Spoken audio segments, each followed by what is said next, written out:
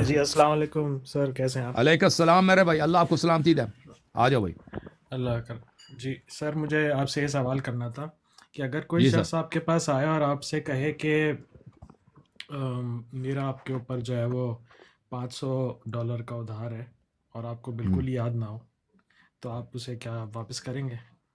نہیں، کوئی ضروری نہیں. اگر یاد ہی نہیں ہے اس کے پاس، اگر ثبوت ہے، آپ کو یقین ہے تو ٹھیک ہے. اگر نہیں ہے آپ کو یقین تو ضروری نہیں ہے کہ آپ اس پہ عمل کریں.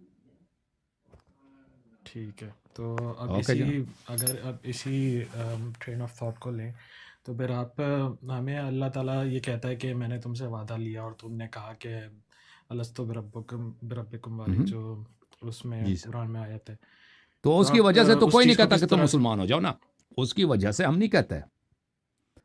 اس کی وجہ سے تو رسول صلی اللہ علیہ وسلم نے تو کبھی نہیں کہا کہ بھائی تم آ جاؤ کلمہ پڑھو، کیونکہ اللہ تعالیٰ نے تم کو یاد نہیں ہے.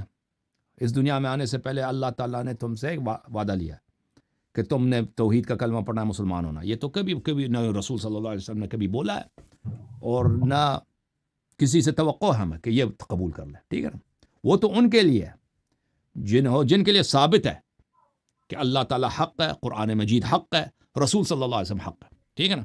اب جب یہ ثابت ہو گیا کہ اللہ کا ایک میسج ہے، تو اللہ تعالیٰ ہمیں بتاتا ہے کہ آپ کی دنیا سے آنے سے پہلے کیا کہانی ہے.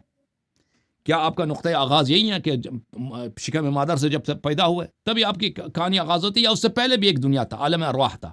ٹھیک ہے نا. تو وہ ان لوگوں کے لیے. تو ہم تو یہ کبھی نہیں کہتے بھائی، کبھی کوئی مسلمان نے کبھی ادعا نہیں کیا، نہ ائمہ علیہ السلام نے کہ بھائی تم کیوں مسلمان نہیں بنتے، اللہ تعالیٰ نے تو پچھلے دنیا میں آنے سے پہلے تم سے وعدہ لیا تھا. یہ تو آپ کی غلط فہمی ہے نا. اور یہ مشرکی اور ملحدین کی جو ہے بے ایمانی ہے کہ ایسی باتوں اسلام سے نسبت دیتے ہیں اور پھر مسلمانوں کو مذاق اڑاتے ہیں. سمجھ میں آئی؟ اوکے، صحیح. ماموں صحیح کہہ رہا تھینک ہوں. You very much. جی جی جی. ہاں، تو یہ ملحدین حضرات کی چالاکی ہے اور ان کی بے ایمانی ہے، وہ ڈس آنیسٹی ہے کہ ایک چیز جو ہمارا اسٹینس نہیں ہے اور ہماری پوزیشن آرگیومنٹ ہماری یہ نہیں ہے، اس کو ہمارے آرگیومنٹ بناتے ہیں، پھر اس کا مذاق بیٹھ کے مذاق اڑاتے ہیں. اوکے جناب. اللہ آپ کو سر جزائے ایک خیر. اور سوال کر لوں؟ جالب کا سوال کر سر لو جی. جی جی جی، تو میرا عبداللہ سوال یہ بھائی ہے میں آپ کو کہ لے رہا کیا تھا، ابھی لے رہا ہوں عبداللہ صاحب کو.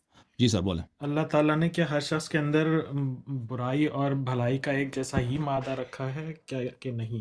کیونکہ میری اپنی ایکسپیرینس کے مطابق مجھے ایسا فیل ہوتا ہے کہ کچھ لوگ جو ہے وہ زیادہ بھلائی کی طرف مائل نظر آتے ہیں اور کچھ لوگ جو ہے برائی کی طرف جی ہاں. زیادہ مائل نظر آتے ہیں. تو ان اللہ کے لیے تعالیٰ بہت نے آسان دیکھیں، ہوتا ہے اللہ دوسروں کو تعالیٰ نے دھوکہ جو دینا، اس خلق طرح کی کیا نا، چیزیں کرنا. ہاں اللہ تعالیٰ نے اختیار دیا انسان کو. اختیار سب کے پاس ہے، چوائس سب کے پاس ہے. لیکن یہ ہے کہ آپ کی پرورش کس طرح ہوئی، آپ کے والدین نے آپ کو دنیا کس طریقے سے لایا. مثلا ایک شخص حلال زادہ ہے، ایک شخص حرام زادہ ہے.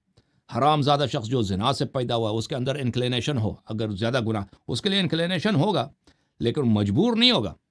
حرام زادہ مثلا جو زنا زادہ ہے، ولد الزنا کبھی بھی یہ مجبور نہیں ہے کہ وہ جھوٹ بولے اور کسی کا مال کا یا قتل کرے.